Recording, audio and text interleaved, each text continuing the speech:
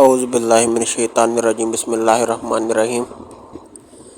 حضرت نوح علیہ السلام اللہ تعالیٰ کے برگزیدہ انبیاء کرام میں سے ایک ہیں، جن کا ذکر قرآن پاک اور دیگر آسمانی کتابوں میں تفصیل سے ملتا ہے۔ آپ کا نسب نامہ حضرت آدم علیہ السلام سے 9ویں پشت پر جا کر ملتا ہے۔ آپ ایک ایسے دور میں مبعوث ہوئے جب زمین پر شرک اور بت پرستی عام ہو چکی تھی۔ لوگ خالق حقیقی کو بھلا کر اپنے ہاتھوں سے تراشے ہوئے بے جان پتھروں اور لکڑی کے مجسموں کی عبادت کرنے لگے تھے۔ ظلم و ستم اور برائی کا دور دورہ تھا۔ اللہ تعالیٰ نے اپنی رحمت سے حضرت نوح علیہ السلام کو نبوت عطا فرمائی اور انہیں اپنی قوم کی ہدایت کے لیے منتخب کیا۔ حضرت نوح علیہ السلام نے اللہ تعالیٰ کے حکم کی تعمیل کرتے ہوئے اپنی قوم کو ایک اللہ کی عبادت کرنے کی دعوت دینا شروع کی۔ آپ نے انہیں سمجھایا کہ یہ بت جنہیں وہ پوجتے ہیں نہ تو انہیں کوئی فائدہ پہنچا سکتے ہیں اور نہ ہی کوئی نقصان۔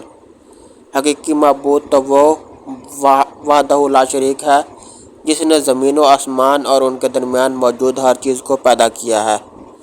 حضرت نوح علیہ السلام نے اپنی قوم کو شرک کے برے انجام سے ڈرایا۔ انہوں نے بتایا کہ جو لوگ اللہ کے ساتھ کسی کو شریک ٹھہراتے ہیں ان کے لیے آخرت میں سخت عذاب ہے۔ آپ نے انہیں نیکی اور بھلائی کے کام کرنے کی ترغیب دی اور برائیوں سے باز رہنے کی نصیحت کی۔ حضرت نوح علیہ السلام نے اپنی قوم کی ہدایت کے لیے انتھک محنت کی۔ آپ نے دن رات انہیں اللہ کی طرف بلایا، کبھی خفیہ طور پر انہیں سمجھایا اور کبھی اعلانیہ طور پر وعظ کیا۔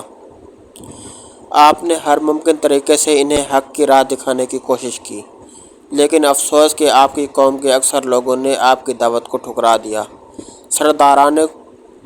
سرداران قوم نے تکبر اور غرور کا مظاہرہ کیا۔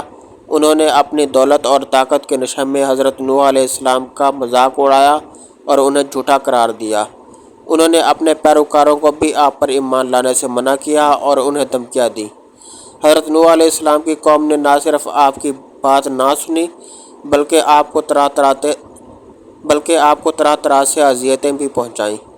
انہوں نے آپ پر پتھر برسائے، آپ کو گالیاں دیں اور آپ کا تمسخر اڑایا، لیکن ان تمام مصائب کے باوجود حضرت نوح علیہ السلام نے صبر و استقامت کا دامن نہیں چھوڑا اور اپنی دعوت کا کام جاری رکھا۔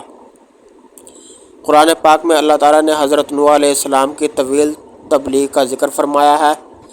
آپ نے 950 سال تک اپنی قوم کو اللہ تعالیٰ کی طرف بلاتے رہے۔ اس طویل عرصے میں بہت کم لوگ آپ پر ایمان لائے، ان میں غریب اور کمزور لوگ زیادہ تھے۔ جب حضرت نوح علیہ السلام اپنی قوم کی ہدایت سے مایوس ہو گئے اور انہوں نے دیکھا کہ ان کے دلوں پر کفر کی مہر لگ چکی ہے تو انہوں نے اللہ تعالیٰ سے دعا کی کہ اے میرے رب، ان کافروں میں سے کسی ایک کو بھی زمین پر باقی نہ چھوڑ۔ اللہ تعالیٰ نے حضرت نوح علیہ السلام کی دعا قبول فرمائی اور انہیں حکم دیا کہ وہ ایک بڑی کشتی بنائیں۔ یہ کشتی لکڑی کے تختوں اور کیلوں سے بنائی گئی تھی۔ حضرت نوح علیہ السلام نے اللہ کے حکم کے مطابق کشتی کی تعمیر شروع کر دی۔ جب آپ کشتی بنا رہے تھے تو آپ کی قوم کے لوگ آپ کا مذاق اڑاتے اور کہتے کہ اے نوح، تم خشکی پر کشتی بنا رہے ہو، کیا اب تم زمین پر بھی دریا بہاؤ گے؟ جب کشتی مکمل ہو گئی تو اللہ تعالیٰ کا عذاب نازل ہونے کا وقت آ گیا۔ اللہ تعالیٰ نے حضرت نوح علیہ السلام کو حکم دیا کہ وہ اپنے اہل و عیال سوائے ان کے جو ایمان نہیں لائے تھے اور ہر قسم کے جانوروں کے ایک ایک جوڑے کو کشتی میں سوار کر لیں۔ پھر وہ منظر آیا جس کا کسی کو گمان بھی نہ تھا۔ آسمان سے موسلا دھار بارش برسنے لگی اور زمین سے پانی ابلنے لگا۔ ہر طرف پانی ہی پانی تھا۔ ایسا طوفان آیا جس نے سب کچھ غرق کر دیا۔ حضرت نوح علیہ السلام اپنے ایمان لانے والے ساتھیوں اور جانوروں کے جوڑوں کے ساتھ کشتی میں پناہ لی۔ ان کا ایک بیٹا جس کا نام کنعان تھا ایمان نہیں لایا اور اس نے پہاڑ پر چڑھ کر اپنی جان بچانے کی کوشش کی، لیکن طوفان کی موجوں نے اسے بھی غرق کر دیا۔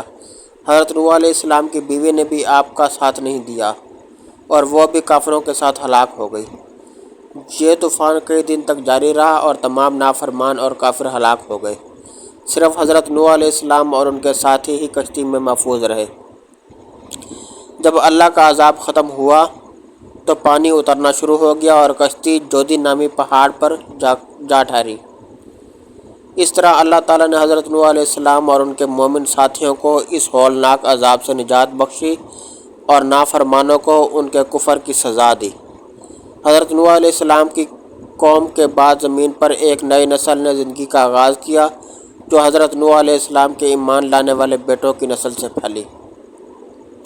حضرت نوح علیہ السلام کا یہ قصہ صبر، استقامت، اللہ پر توکل اور حق پر ڈٹے رہنے کی ایک عظیم مثال ہے۔ یہ ہمیں بتاتا ہے کہ جو لوگ اللہ کے راستے پر چلتے ہیں انہیں مشکلات اور آزمائشوں کا سامنا تو کرنا پڑتا ہے، لیکن آخرکار فتح حق کی ہی ہوتی ہے۔ یہ قصہ ظالموں اور نافرمانوں کے برے انجام کی بھی ایک واضح نشانی ہے۔ ہمیں اس سے سبق حاصل کرنا چاہیے اور ہمیشہ اللہ تعالیٰ کے احکامات پر عمل کرتے ہوئے نیک زندگی گزارنی چاہیے۔ والسلام۔